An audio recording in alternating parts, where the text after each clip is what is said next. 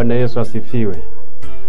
Karibu tena katika kipindi hiki ambacho ni kipindi kinachorushwa live katika channel yetu ya Misio Day TV, ambacho kina kusaidia wewe msikilizaji na mtazamaji kwa ajili ya kuweza kujumuika pamoja kwa ajili ya maombi, lakini pia kusikia neno la Mungu ambalo linaloweza kukujenga. Kipindi hiki ni kipindi maalum kabisa ambacho kinajulikana kwa jina la lunch time. Kwa hiyo ni vizuri sasa uweze kupata kile chakula cha rohoni ambacho kinaweza kukujenga na kukuimarisha kwenye maisha yako na maisha ya kiroho pia. Lakini tutakuwa na maombi kwa ajili ya kukusaidia uweze kuibarika katika nyakati mbalimbali ambazo unazopitia.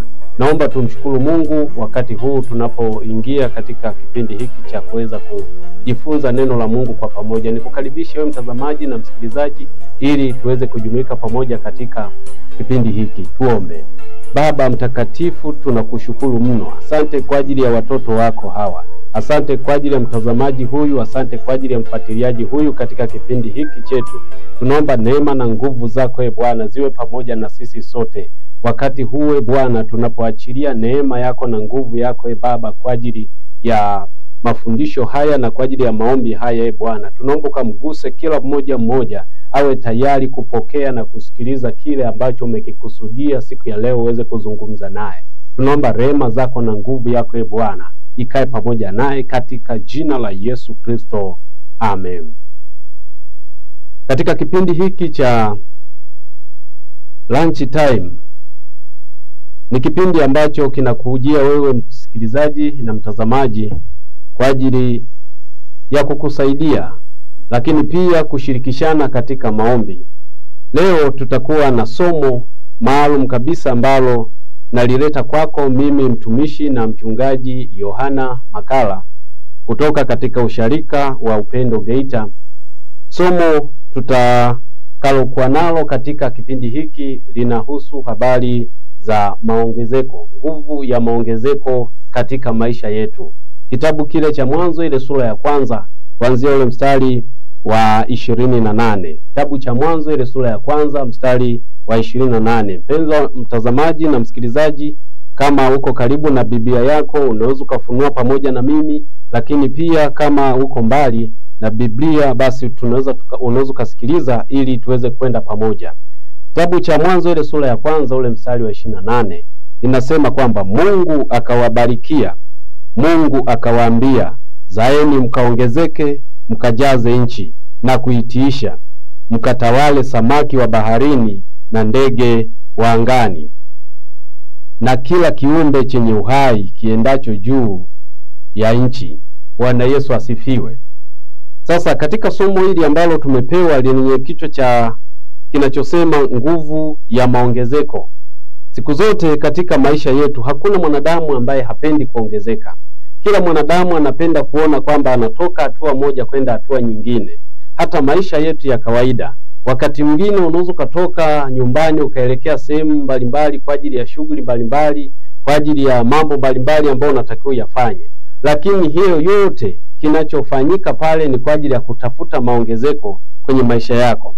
Lakini katika maongezeko ni harakati ambazo ndani yake zinakutana na changamoto mbalimbali, zinakutana na vizuizi, lakini pia zinaweza zikakutana na upinzani ambao unaweza kutokea kiasi kwamba haukutarajia kwamba utokee. Ila hii yote ni safari ya kukupeleka katika maongezeko ambayo yanahitajika. Na mpango wa Mungu siku zote wakati anamuumba mwanadamu, ukifuatilia mwanadamu ameumbwa katika siku ya 6. Ile siku ya 6 kwa nini asimuumbe mwanzo akamuumba mwishoni? Alimtengenezea rasilimali zote na vitu vyote ambavyo vinatakiwa viwepo ili viweze kumsaidia huyu mwanadamu ambaye anayeumbwa ile siku ya 6 viweze kumsaidia katika kuongezeka. Kwa hiyo mpango wa Mungu wa kwanza ni kumtaka mwanadamu aongezeke siku hadi siku, aongezeke katika nyanja mbalimbali. Uongezeke katika uchumi, uongezeke katika akili, uongezeke katika mwili, lakini pia uongezeke kiroho. Kwa hiyo tunakuwepo mahali hapa kwa ajili ya kuweza kushirikisha wewe na kuona ni kwa namna gani unaweza kupiga hatua ya kuongezeka katika nyanja mbalimbali ambazo Mungu ametupa. Lakini leo hii tukiangalia katika somo hili ambalo tumelisoma, tunaona kwamba Mungu anamuumba mwanadamu, lakini hapo hapo anampa tamko la kwamba aweze kuzaa na kuongezeka. Kwa hiyo tunaona wazi kwamba huu ni mpango ambao Mungu aliokusudia kwa mwanadamu. Ndio maana hata katika maisha yetu ya kawaida, matarajio makubwa ambayo tunatarajia kwamba yaweze kutokea na kufanyika, yasipoenda kama jinsi yalivyokusudiwa, mara nyingi sana huwa moyo unapata shida, na wakati mwingine huyo mtu anaweza kakata tamaa, kwa sababu tarajio ambalo alilokuwa nalo anakuwa anakusudia kwamba aweze kuongezeka kutoka hatua moja kwenda hatua nyingine, aweze kuongezeka, kama walikuwa wawili basi wawe watatu. Hayo ndio matarajio ambayo yanakusudiwa. Kama ni mtu ambaye yuko kazini, anatarajia kwamba atafanya kazi, lakini kuna wakati atahitaji kupandishwa cheo. Na atapanda cheo kwa namna gani? Atapanda cheo kwa ngazi ambayo atakusudia awe nayo, lakini anapopanda cheo bado na ule mshahara wake utahitajika kupanda, na hiyo inakuwa ni sehemu mojawapo ya maongezeko. Ukija katika eneo la ndoa, watu wanaoana si kwa lengo la kwamba waishi wawili wakati wote. Wanatarajia kwamba siku moja waweze kupata watoto ambao watakaokuwa kama zawadi au kama sehemu ya mazao yaliyotokea kutokana na ndoa ambayo wameipata. Sasa leo hii tunaona kwamba Mungu anatoa tamko la kwamba mwanadamu ambaye nimemuumba akazae, lakini pia akaongezeke. Sasa leo hii tutaangalia kwamba ni kwa namna gani mtu unaweza ukaongezeka. Zipo njia mbalimbali na kuna vitu mbalimbali ambavyo vinaweza vikamfanya mtu akaongezeka au vinaweza vikamfanya mtu akadumaa, akabaki kama jinsi alivyo.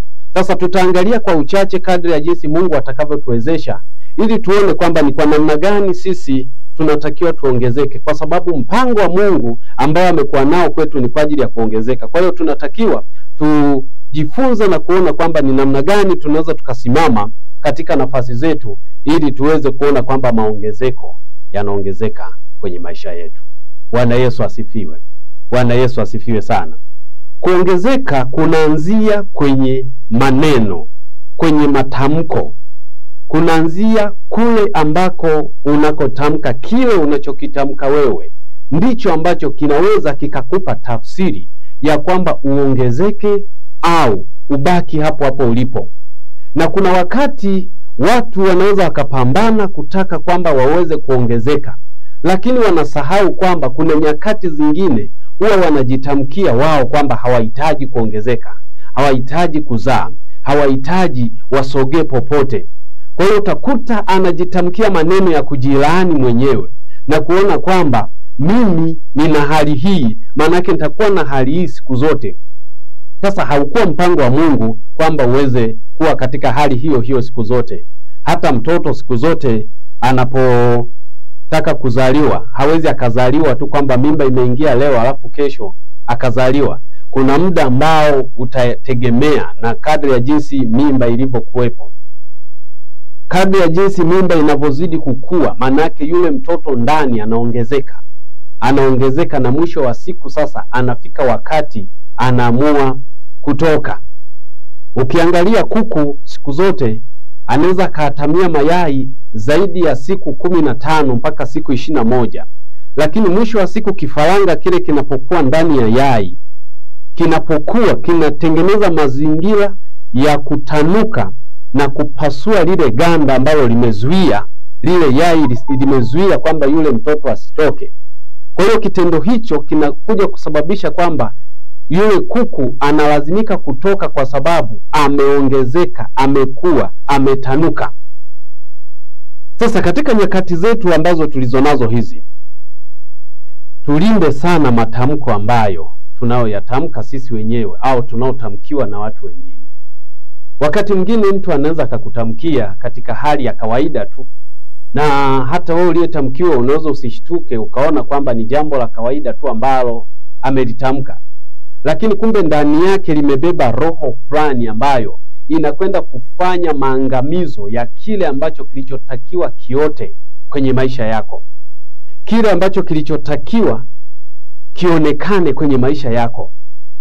Inawezekana una mpango wa kuwa mtu mkuu kwa baadaye, lakini kwa sababu kuna watu walishakutamkia kwamba wewe utakuwa wa chini tu siku zote, lakini Mungu anakuwa amekusudia kwamba uje kuwa mtu mkuu.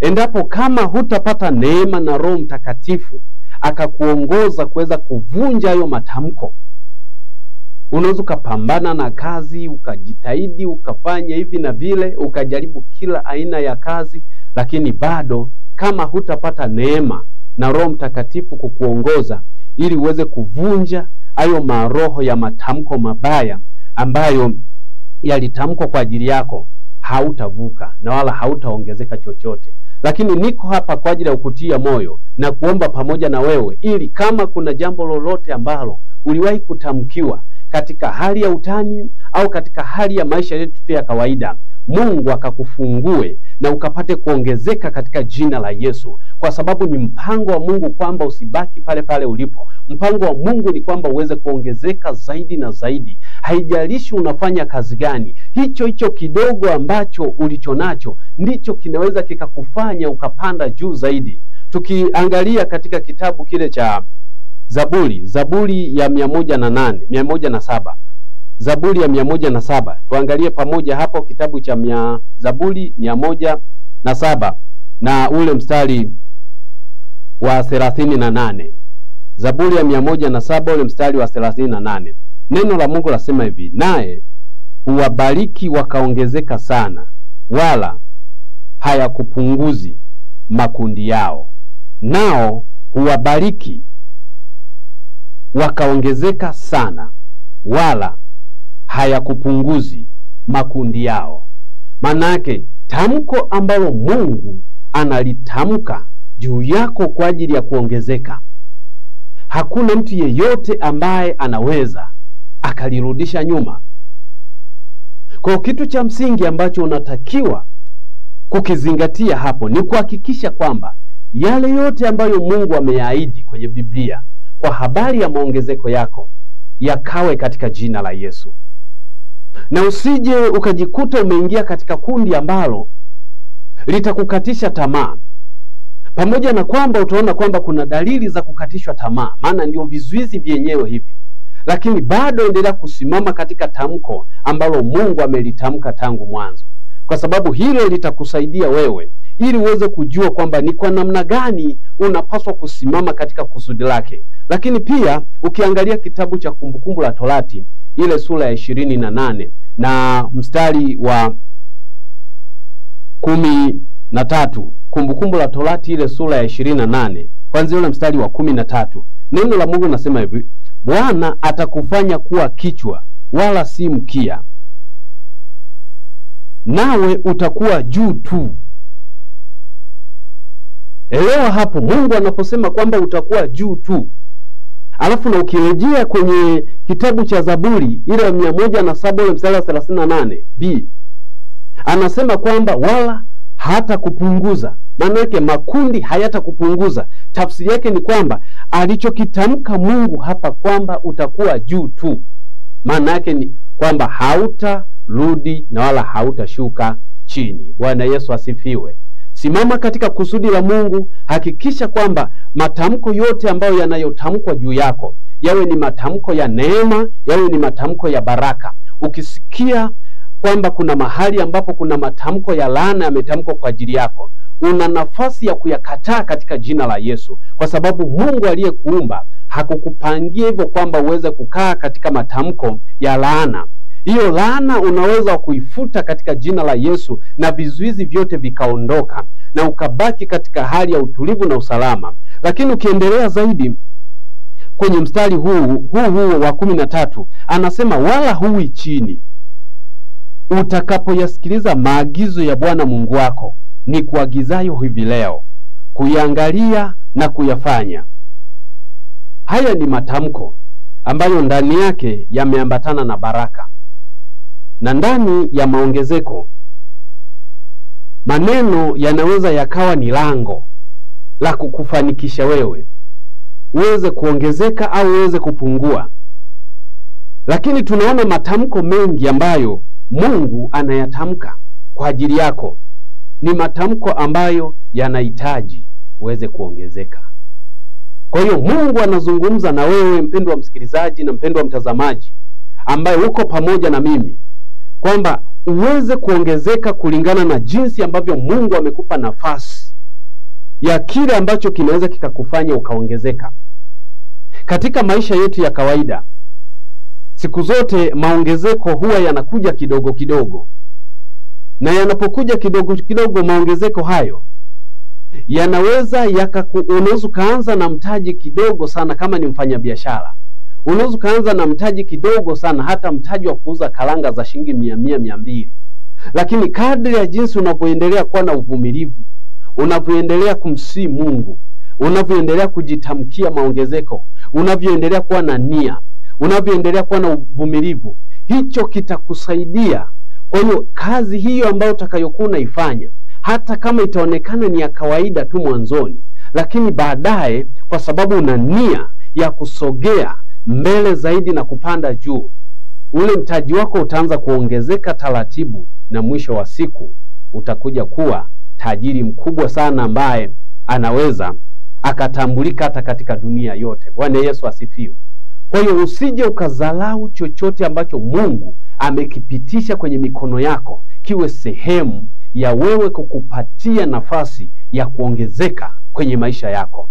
Na wala usije ukasema kwamba kwa sababu mimi sikusoma basi maongezeko yangu hayawezekani. Kuna namna nyingi ambayo Mungu anaweza kuifanya kwako ili uweze kuongezeka.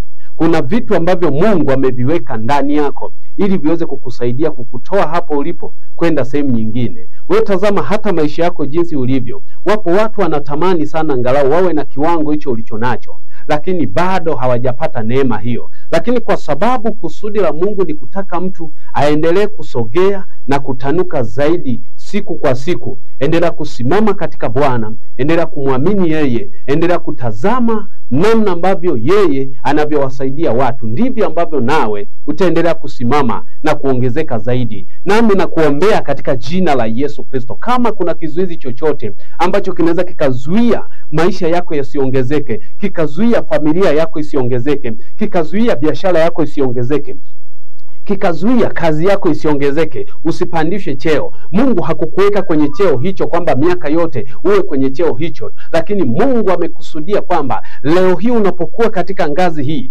kesho unatakiwa uwe ngazi ya pili, kesho kutwa ngazi ya tatu, kesho kutwa ngazi ya 4. Hayo yote ni mambo ambayo Mungu anahitaji yaone kwako, na yeye yuko tayari ameshafungua milango ya baraka kwa ajili yako, kwa ajili ya kuhakikisha kwamba kile ambacho umekikusudia kinafanyika. Pendo wangu, nipende kukufikirisha kitu kimoja. Kila siku asubuhi unapoamka, kuna mtu anachukua hela yako. Ana namna yoyote ambayo anatoka kwake kwa lengo la kuja kuchukua fedha yako au kuchukua mali yako au kuchukua kitu chako ulicho nacho. Lakini hata na wewe kila panapokucha, kuna neno fulani unafanya harakati za kuhakikisha unachukua kitu cha mtu kwa kulingana na kazi ambayo unakusudia kuifanya. Mfano, mtu ambaye ameamua kufanya kazi ya kusafirisha watu. Kwa hiyo msafiri anapoamka asubuhi anajiandaa kwa ajili ya kwenda stendi kupanda gari. Anapoingia kwenye gari, kitu kinachofanyika ni kwamba atatoa nauli. Maana yake ni kwamba fedha ambayo katoka nayo nyumbani atalazimika aitoe kwa yule driver au yule mhusika wa gari. Lakini bado mhusika wa gari naye, kuna mtu ametengeneza mazingira ili naye aweze kuchukua fedha ya yule anayehusika kwenye gari. Bwana Yesu asifiwe. Maisha yetu ndivyo yalivyo. Kuna namna ambavyo Mungu anaweza kafungua milango, ambapo mlango huu unapokea na mlango huu unatoa. Kwa hiyo vivyo hivyo na wewe, ili uweze kuongezeka, kuna mahali ambapo utalazimika kutoa, lakini kuna mahali ambapo utalazimika kupokea ili uweze kupata kile ambacho kitakachokuwezesha wewe uweze kuongezeka. Bwana Yesu asifiwe. Kuna mambo mengi sana ambayo tunatamani tuweze kushirikishana kwa ajili ya nafasi hii, lakini kwa haya machache ambayo Mungu ametupa nafasi na kibali cha kuweza kufundishana na kuelekezana, lakini tutambue kwamba maongezeko yanayotoka kwa Mungu ni maongezeko ambayo yanaongezeka pasipo kupunguka hata kidogo. Kwa hiyo endelea kusimama katika kusudi la Bwana, endelea kujitamkia mema, endelea kujitamkia ushindi mahali popote. Haijalishi unapita katika mazingira ya shida au mazingira ya changamoto, mazingira ambayo yanaweza yakavuruga fahamu zako, usikate tamaa. Endelea kusimama katika nafasi yako, uhakikishe kwamba Mungu yuko pamoja na wewe, na kazi unayoifanya ni kazi ambayo Mungu anapaswa kuibariki ili iweze kuongezeka. Na maadamu kwa sababu Mungu mwenyewe ameanza kwa kututamkia kwa habari ya kuzaa na kuongezeka, kwa hiyo hivyo ninaamini kwamba hicho unachokifanya kitazaa na kitaongezeka maradufu katika jina la Yesu. Haijalishi ni kidogo au ni kikubwa, lakini neema ya Mungu ipo kwa ajili ya kukusaidia ili uweze kuongezeka kupitia hicho, ili uweze kuongezeka kupitia njia hiyo ambayo ulionayo. Usikae katika hali ya kuona kwamba ilishashindikana. Hapana. Mungu hajakuweka hapa duniani ili uweze kushindwa. Kuna kitu ambacho amekiandaa kwa ajili yako. Hivyo endelea kusimama na Mungu, endelea kumsii Roho Mtakatifu ili aweze kukusaidia na kukupigania, ili aweze kukuondoa katika hali ya kizuizi ambacho kinachokuzuia usiongezeke. Nami niko mahali hapa kwa ajili ya kuweza kushirikishana na wewe, hata kuomba pamoja na wewe. Kama kuna maroho ambayo yaliwahi kutamkwa yakakaa kwenye maneno, na hayo maneno yakawa yanafanya kazi, kwamba kila unachogusa unaona hakifanikiwi, kila unapotaka kufanya jambo fulani linaenda kidogo, lakini ghafla linaporomoka. Sasa Mungu yupo kwa ajili ya kutamkia kwamba alichokiongeza yeye hakitapungua tena katika jina la Yesu Kristo.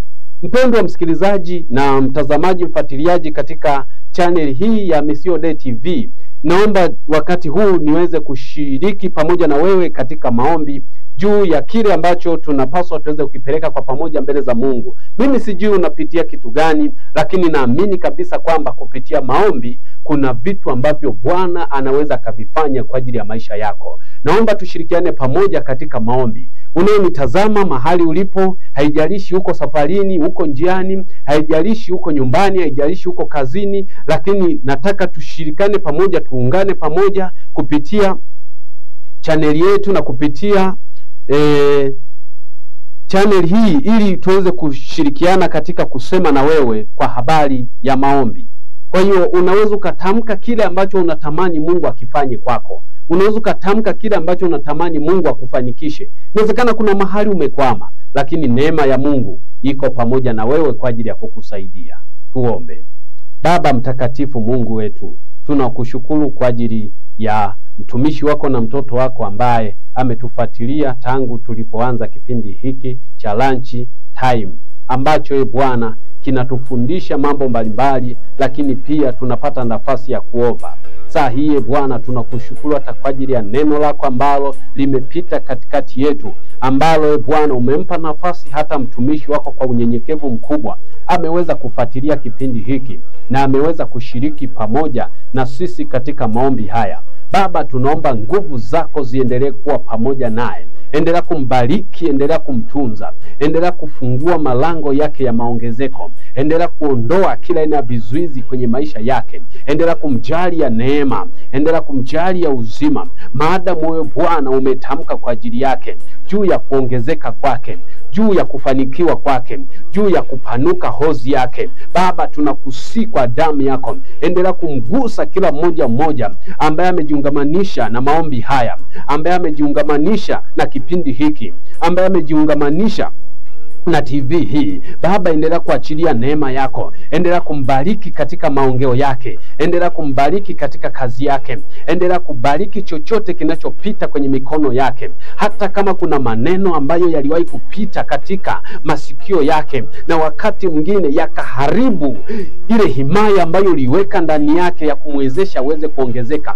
tunakatayo maneno, tunayafuta katika jina la Yesu. Tunaachilia damu ya Yesu Kristo ikanene mema kwa ajili ya mtoto wako. Tunaachilia nguvu yako ikatawale, uweza wako Bwana na ushindi wako Baba ukatawale kwenye maisha yake, ukamjalie neema, ukamfunike kwa damu ya Yesu Kristo. Haijalishi amekaa kwa muda gani katika jangwa hilo, lakini Baba, tunaamini kwa nguvu zako utaendelea kumsimamia na kumpigania, utaendelea kugusa maisha yake, utaendelea kugusa fahamu zake, utaendelea kumsaidia ili hozi zake zikaongezeke, mahali ambapo amekwama, Baba ukamuongeze ili aweze kufanikiwa zaidi, ili aweze kufanikiwa zaidi, aweze kuvuka kwa usahihi, aweze kuvuka kwa urahisi. Ukamuonyeshe njia katika jina la Yesu Kristo. Roho wako aliye mwema na aliye mtakatifu, uliye Bwana na uliye mwaminifu wakati yote, maana ulisema kwamba Bwana akikuongeza hakuna mtu anayeweza kushusha,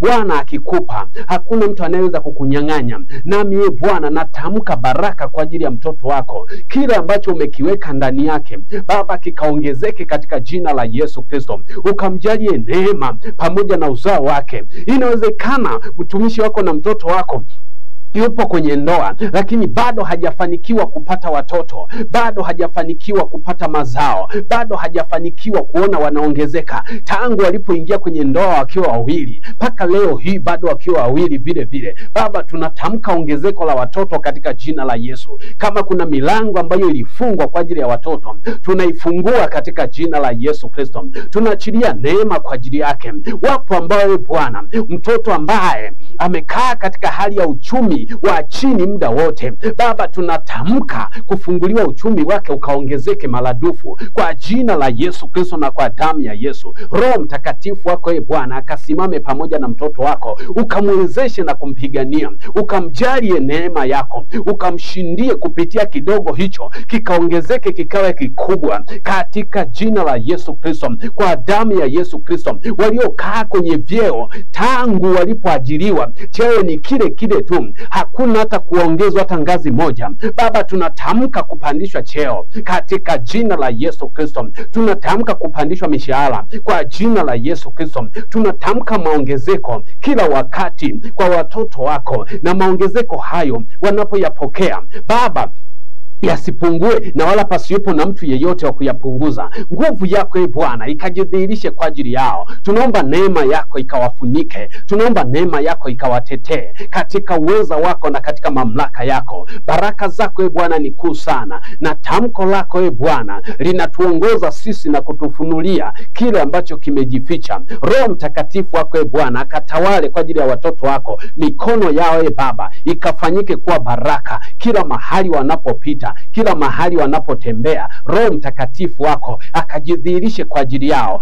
Baba endelea kuwapa nguvu, ukawatie moyo, ukawaongoze hata mahali wanapokaa katika ukuomba wewe. Baba ukawatie nguvu ili wakuombe katika roho na kweli. Kila mahali ambapo shetani anapowawekea ubize ili wakose muda wa kuomba, Baba tunafuta huo ubize, bali tunaweka ratiba maalum ambayo watoto wako watapata uwepesi wa kuja mbele zako kwa ajili ya maombi katika jina la Yesu Kristo. Neema na baraka zako zikajidhihirishe kwa ajili ya mtoto wako ambaye yuko pamoja nasi katika channel hii, yuko pamoja nasi live, yuko pamoja nasi katika kipindi hiki ambacho ni kipindi maalum kabisa ambacho kinamsaidia kwa ajili ya kumsaidia zaidi kwenye hatua ambazo anazopitia, zinamsaidia katika njia anazopitia, zinamsaidia katika maisha anayopitia, zinamsaidia katika kazi anazopitia. Nguvu yako ikaonekane kwa ajili yake, na uwepo wako Baba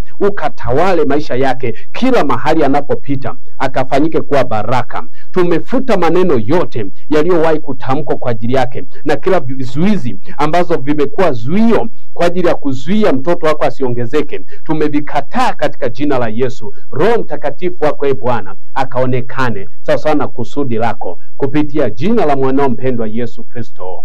Amen. Ndugu mtazamaji, Bwana Mungu akubariki na ukulinda. Bwana Mungu akuangazie nuru za uso wake na ukufadhili. Bwana Mungu akuinulie uso wake na ukupa amani. Katika jina la Mungu Baba, Mwana na Roho Mtakatifu. Amen. Usiache kusubscribe, kulike, lakini pia kuwashirikisha na wapendwa wengine ili waweze kushiriki zaidi katika chaneli hii ambayo tumeileta mbele yako kwa ajili ya kutusaidia sisi sote tuweze kupata nafasi ya kuweza kushirikiana katika neno la Mungu, lakini pia kuomba pamoja. Katika chaneli hii ni chaneli ambayo unaweza kaandika Missio Day TV, ambayo ni kipindi maalum kwa ajili ya lunch time. Sasa lunch time tunayozungumzia ni lunch time ya rohoni, ambayo itakusaidia wewe wakati ukiwa katika hali ya mapumziko, basi uweze kupata na chakula cha kiroho ili kiweze kukusaidia kwa ajili ya safari yako. Asante sana na Mungu akubariki sana. Amina.